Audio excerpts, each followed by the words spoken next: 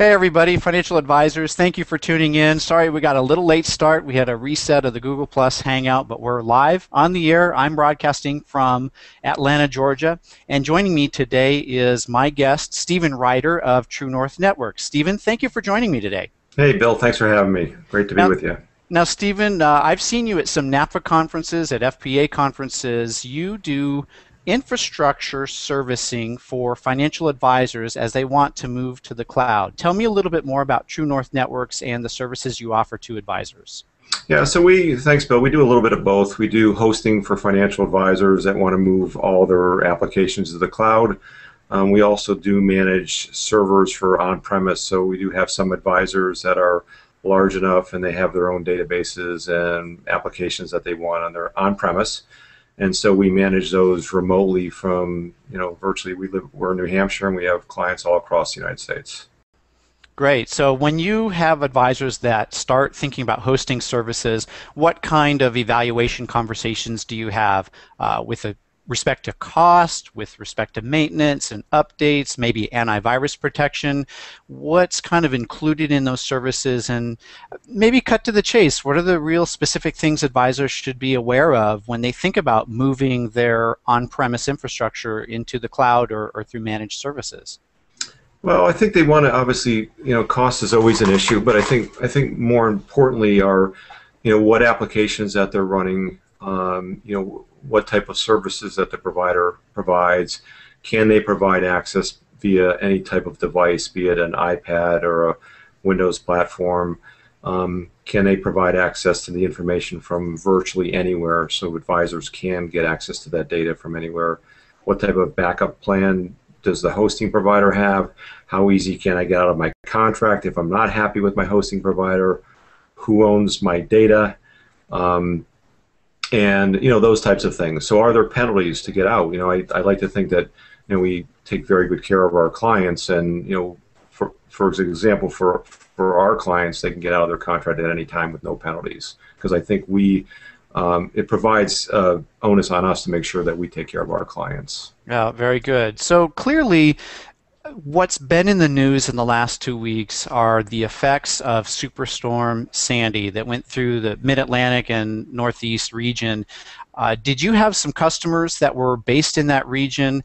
Were you in communication with them? And talk to me and walk me through some of those disaster recovery and business continuity situations, because I know advisors are really concerned about the continuity of their business in light of events like that.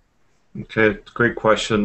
Yeah, we have another number of clients that were affected by it. Fortunately, a number of them had power, and we got them back up and running pretty quickly. We did have one client that was down for about a week, but we did have a disaster recovery plan. They were able to get up their critical servers on another server platform off-site and have access to their data.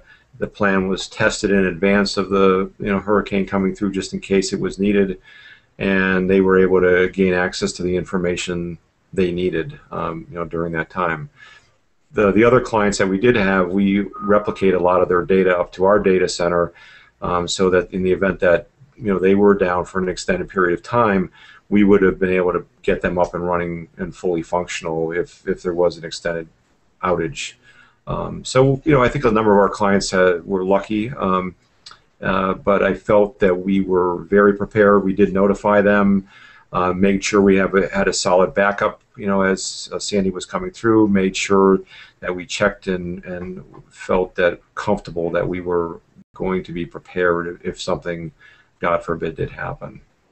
So it sounds like you've not only do fully virtualized environments for the advisor's infrastructure, but it sounds like you do some hybrid services as well, where you've got these backed up servers or mirrored servers that you're able to ship overnight or wherever to a location that has electricity, so the advisor can have a temporary office. Is that right, where you've got a kind of a hybrid setup and also a fully hosted setup? We actually have a little bit of both. So we have a hybrid setup where advisors can actually ship their images of their servers fully encrypted up to us to recover them. We also have a number of advisors that their data is actually replicated to our site, and also replicate it to another location. So in the event that something does happen, so rather than having to ship anything, they just say, look, we're down, can you spin up our servers? And we are actually able to do that. So that is becoming more and more affordable for advisors to be able to do that. I had been searching for several years to find a really, really good disaster recovery business backup plan for all our clients. And it took me several years to find something we're really comfortable with, and we finally found something that we're very, very pleased with. It's, I think, affordable, and I think it offers some really nice alternatives for people, not only for backup, offsite backup, but also fully disaster recovery type solution. All right, good. Now tell me about connectivity specifically. So if an advisor has to leave New Jersey or Long Island and they go inland, walk me through the connectivity process. So maybe they have a laptop. What type of internet connection do they need to have? What are the broadband, metrics that they need? Can they use devices like the iPad to bring up their virtualized environment? Walk me through the connectivity. And my follow-on question is, do you use like Microsoft Remote Desktop Protocol? Is it a Citrix connection? Is it virtual VPN and virtual private network? So I did a double barrel question at you. Okay. Okay, so it is basically an SSL VPN type of connection. So it's basically browser based. It does work on an iPad, an Android device, a regular PC. So on a regular PC, you log in through the browser to be able to access your data. On the iPad, obviously, you download an app and are able to log in. As far as the connectivity, any type of internet connection that you have, I mean, if you go to a Panera Bread or a Starbucks or anywhere you can get a wireless internet connection, we can get you access to your data when something like that happens. So okay. Obviously, if you have no power, you have no internet, I can't help you there. That's right. But you mentioned Panera, you mentioned Starbucks, these open Wi-Fi or the public Wi-Fi places.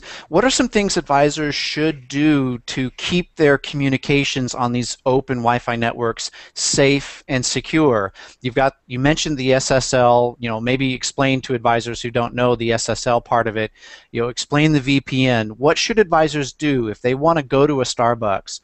What should they do to keep that data safe through that open VPN? Okay, that's a great question as well. The SSL VPN is just like going on banking online. So when I say an SSL VPN, it's like going to a secure website, right? So you go to a secure website, you log in with your credentials, you feel safe to put your username and your password.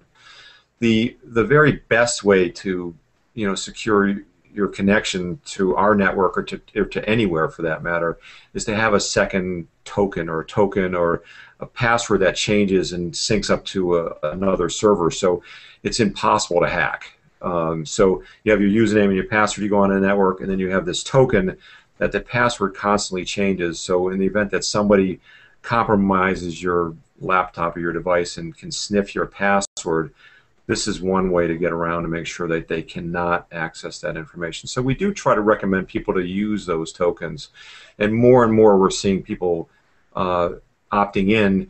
The nice thing about those tokens now, they used to be a hard token that you'd attach to your keychain, but now you can get them to put on your iPhone or Android device and get the token, so it's not an extra thing you have to carry around. Exactly right. I use services like Gmail and Google. I use Dropbox, and for those services, because I do have some information on there that I like to keep private, I've turned on that two-factor authentication that you just talked about. So not only do I have to log in with the correct username and password to the service, but I get a code sent via text message to my mobile phone, and I use that code to get in. Is that the same type of thing that you're able to provide to your advisor clients to add that layer of protection for the login process? Absolutely. It's not as much text-based. I have the same thing. I have an account with Chase Bank, and it's the same thing. I get a text with that credential, but it's something that they do carry with them, and it's a PIN and a password they change. Very similar to what you just described, but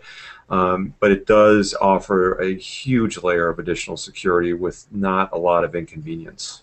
Yeah, good. So again, you're getting you out there in the viewing audience, you're getting two people that say you turn on this multiple factor authentication wherever you can. It's I, pretty standard in Europe, from what I understand. I mean, that is the way they do business over there, and it's amazing that, as security conscious as we talk over here, that I still can't fully convince everybody to go ahead and do it. yeah, There's a cost, but it's not all that expensive. We're talking $75 one-time cost. yeah, that's right. All the vendors of technology solutions I talk to, I urge them anytime you can for your web login, enable it with this. Have advisors opt in if they want to use this two-factor authentication. Right.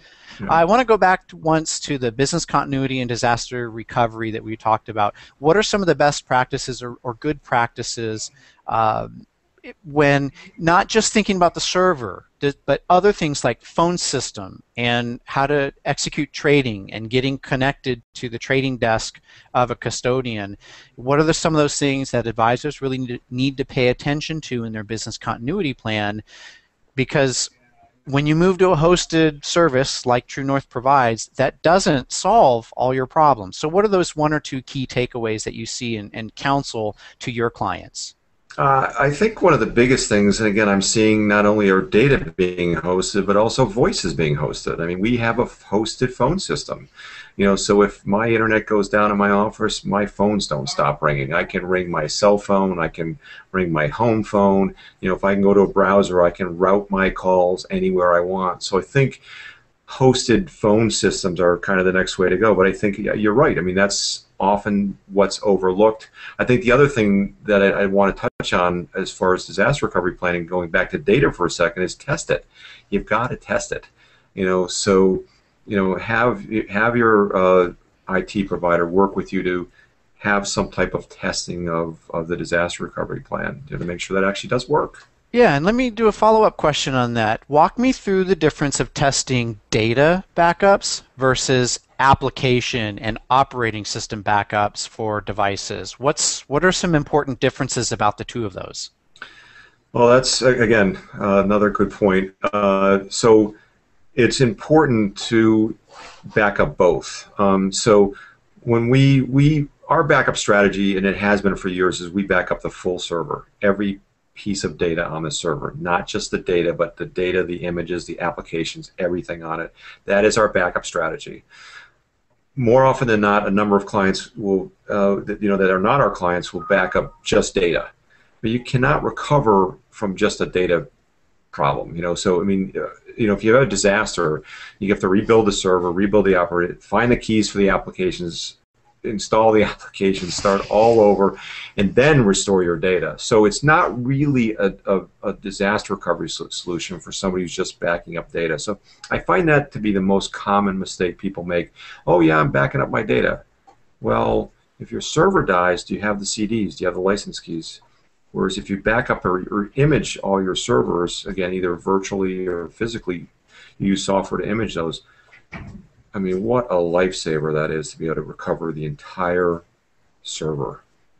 Yeah, absolutely. All right. So my last question for you, Stephen, for advisors that are really considering, they haven't yet made the decision to move to the cloud, to move to hosted environments, what are some of the ballpark costs and some of the budgets that they should be planning for? Look, they're looking into 2013. They're doing their budget plans right now. What should those advisors do from that budgeting perspective to ask questions about their environment and ask questions about providers? Where are they going to fall in on that price range for the different types of services that are available?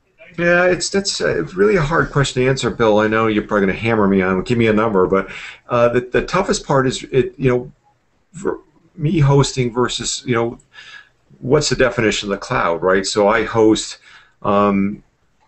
legacy applications that gets installed on a Windows server, and then there's really true cloud type of applications like Salesforce that are really web-based. So if you have to look and compare the applications you have and what I host for you versus true Salesforce. I think the other thing that's unique about True North Networks for what we do for hosting, we are a soup to nuts hosting provider. So I've seen hosting providers that we host your data, we host and we'll make sure, but they won't help you with a local PC, local printing, local this, local that. we help with all of that. So normally when I quote somebody a price, it's all inclusive. I help you with everything, not only the hosting environment, but if you have a problem with your local PC, we'll help you with that. We'll help you with all of that. So, finding out what you're getting for the bang for the buck. So when I quote somebody, I say, look, I can replace everything. I can have everything taken care of. So I think it's important to ask the questions to find out exactly what you're getting for your dollar. I know I'm not probably answering your question directly, but those are important things to ask. Yeah, absolutely. And I think I can put words in your mouth with respect to going in that hosted environment. You include the operating system updates, all the security patches, you include antivirus, and some of those periphery software programs that, should advisors have to maintain that on their own for their on-premises solution, there's some cost involved, sure, from buying things like antivirus, but somebody has to install it, somebody has to update it, somebody has to make sure that it's been run and that all the errors are addressed. So correct me if I'm wrong, that's bundled in your pricing and affects the value consideration of that budget. Right. We bundle in Exchange. We bundle in all the Office licenses. We bundle in spam protection, virus protection, backups, imaging, disaster recovery. And then again, as I said, I think the extra thing that we do that I don't see prevalent out there for hosting providers like us is our price includes local stuff. So if you got a problem with your local PC, your local printer, your local internet access, your local things, that's something that we provide as part of our hosting bundle. So the buck doesn't stop at the line in the sand where the internet leaves your office and say, we cover it from the internet leaving your office until it gets to us. We cover it back to their office as well, which I think is very unique in the industry, that I don't think there's a lot of hosting providers that do that as well. Oh, excellent. All right, Stephen. So you've piqued my interest on the whole transition out to the cloud and moving to hosted environments. For viewers watching this broadcast, where can they get more information about True North and your services? Our website is www.truenorthnetworks.com. I think it's actually on the screen. And my email address is sryder, Ryder, at truenorthnetworks.com. And certainly, we've been doing this for a number of years. We've been in business over 10 years, and we do concentrate in this space. Wonderful, Stephen. Thank you for walking me through some of those important considerations about business continuity, disaster recovery, moving to the cloud, and all those things. You're very well aware that this is a trend that's gaining a lot of momentum, and hopefully you're ready to step up and help advisors through that transition. Thanks so much, Bill. It's been a pleasure talking to you. All right, excellent. So, ladies and gentlemen, I'm going to pull up a little document I have on the upcoming FPPad on-air broadcast. You should be able to see that right now on your screen. We're going to be off next week for the Thanksgiving holiday in the United States, and pick back up on Friday, November 30th. My guests will be Brian McLaughlin, CEO of Redtail, and Corey Westfall, President of Mobile Assistant. They're going to walk me through the integration of mobile dictation into CRM records. So I'm really excited about having them on next week, and hope you will join me for that. So again, from Atlanta, Georgia, I'm Bill Winterberg of FPPad. Thank you very much, Stephen, for joining me today, and everybody have a wonderful weekend. Bye-bye. Thanks, Bill. Take care.